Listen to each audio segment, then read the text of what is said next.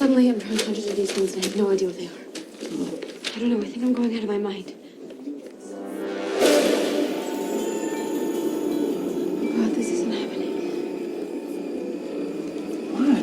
This isn't happening. Okay, now you're freaking me out.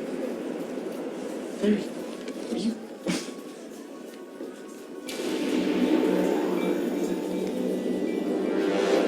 What are you looking at?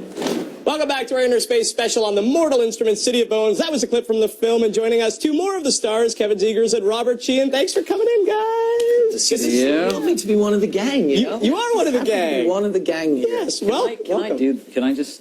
You want to hold the yellow pillow? I kind of do. You totally can. Right. Yeah. You want to spoon the yellow pillow? I don't know. I just feel like when I'm... Yeah. You can even throw it away if you want to. No, I just kind of want to hold on to it. That's If we had another pillow, we could just do a little fight, like a little pillow fight. A pillow fight. Just as we cut out, just as it fades out, we're just pillow fighting. I don't think anyone would want to see that. Somebody is ready to get you a pillow right now, I'm sure. Yeah, good. Enough about pillows. The film, I want to ask you, because obviously it's about the kind of the push and pull between these two worlds, the shadow world and the world of the mundane. Starting with you, Robert, tell us a bit about Simon and his role as a mundane, because I got to tell you, as a geek, I really identified with the guy. Fantastic. That's lovely to hear that the geeks of the world are identifying with my guy. Yes. Good. Soon I'll be the geek leader. Yes, the leader of geeks us. to emancipation.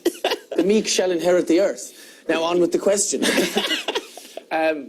Yeah, well, my guy is very much probably the most mundane of the mundanes. He's the very, very normal guy that tumbles into this very magical world along with his best friend, who Lily Collins plays, Clary. Yeah. And as Clary starts to discover magical abilities about herself in this magical world, he's kind of holding onto her hand very tightly because he, loves her, not just in a kind of a friendly way, but I think he's discovering that he loves her in a very romantic way. So he's kind of tumbling into this world alongside her and just is completely dumbfounded and is going along for the ride.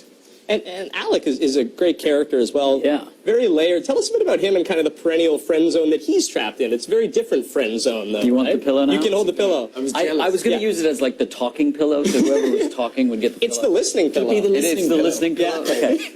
Well, then I'll answer to Robert then. He's a great character. I mean, I read the script. Everyone was pretty much cast, and I read the script really late, like 2 weeks before they started. And I like that there's films that are, this is a big film. Yeah.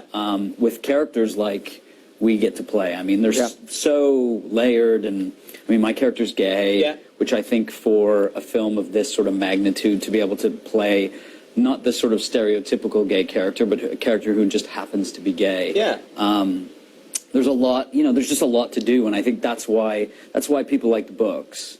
And I think that's what Harold was really trying to capture, was sort of the essence of, well, why do people like these books? It's not because there's like werewolves and vampires, and because the movie's not really about that. It's about this group of people, and I think that's why the fans have been so interested in the casting and what they've seen. So in terms of a big movie, this required an awful lot of sort of acting, which was great. That's what's so exciting about it, because when the visual effects team takes the stage, our job is to be there and be very aware and and just try to imagine the reality that's going on. But it's when we get to talk to each other via the mouth, and actually act. And there's a lot of that in this, the characters all have a lovely arc and a lot of feeling. Yeah. Well, obviously, given the nature of Shadow World... I broke the rules. Well, he can go there when I ask the question. Okay.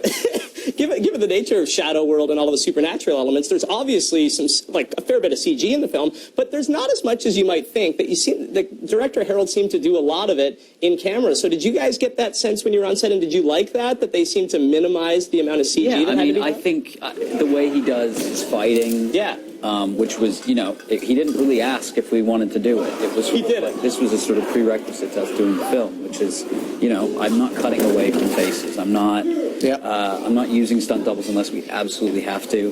There's a scene with vampires where they're attacking the characters, and again, Harold was like, look, forget the whole vampire performance thing to our vampire guys and our stunt guys. None of this, none of that thing. You are here. It's real. It's a fight. That's what you have to remember. So, I think he took it way down from a performance down to, as realistic as humanly possible. I also got to say, there's some great comedy in the movie as well. Yeah. It's really funny Mostly at for times. him, yeah. And one of the funniest elements, I'm curious for the take from both of you, was that your character, Simon, is Yes. pulled into this treacherous, dangerous, supernatural world, but he seems to be more concerned with the fact that the girl he loves is like into that hunk over there. Absolutely, that is in itself just you can juice comedy from that situation all day, because he's more irked by the fact that she's kind of falling in love with this kind of dreamy, handsome guy than this whole other world that exists in tandem, the supernatural And I think world. the huge mistake they make with these films all the time is that they take themselves so seriously. Yeah. Right. And the audience is sort of, I watch these films sometimes and I laugh and I go like, oh, I wasn't supposed to be laughing. Because it's so, the world gets so crazy that unless there's someone, and Robert does such a great job of sort of just in the moment where it gets a little crazy that he goes like, what is going on here? Like, this is such a madness. And I think then the audience feels like they're sort of in the experience and not sort of going like, this is too weird for me to follow now. And I think that Harold's so great at sort of infusing bits of comedy, because if you take this movie too seriously, you've gone way down the wrong path. And it's very much the books as well, the tone of the books, The where books you are get very these, funny, get these young people who are digesting all this madness through the way just young people do, just through kind of irreverence and sardonicism and just trying to understand it through comedy. So you get very, very dramatic, very action-packed moments beside like, what was that? What? Because Alec is this very strong gay character the fans have really embraced. Did you feel a certain responsibility bringing him to the screen?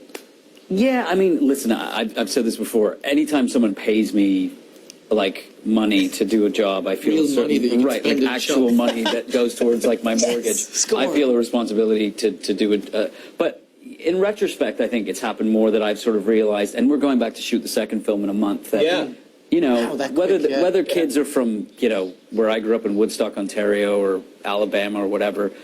The idea, there's not a really great example of a sort of strong gay character in a film of this sort of size. And so for me, there was this sort of opportunity, and there will continue to be, to sort of, all the cliched sort of things that people associate with homosexuality are not really that big a deal for my generation. And so I think a good example of just, this guy is so many other things besides gay.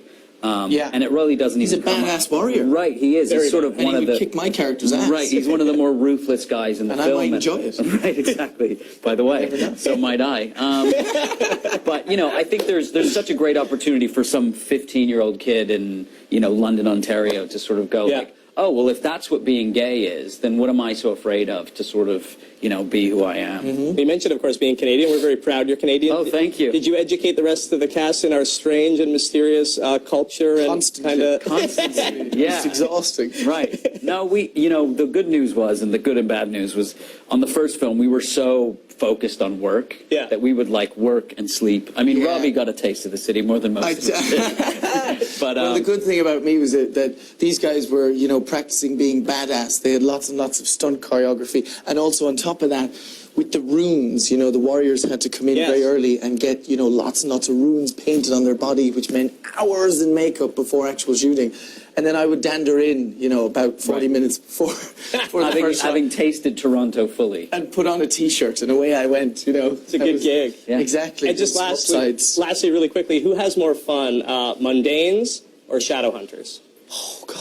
Well, if it's between me and Robbie, I'd say Robbie. Well, the thing is now, I'm since it's out there in book form, I'm becoming a little bit supernatural, as in the next one. So, it's been mighty fun being a mundane. I'll let you know next year how fun it was being supernatural. Awesome. Well, thanks so much for chatting, guys. Appreciate it, man. You'll be back at the end of the show, which is awesome. Superb. Appreciate it. And we were at the big Canadian red carpet premiere of the film last night, as you know. But for those of you who couldn't be there, we've got you covered. Check it out.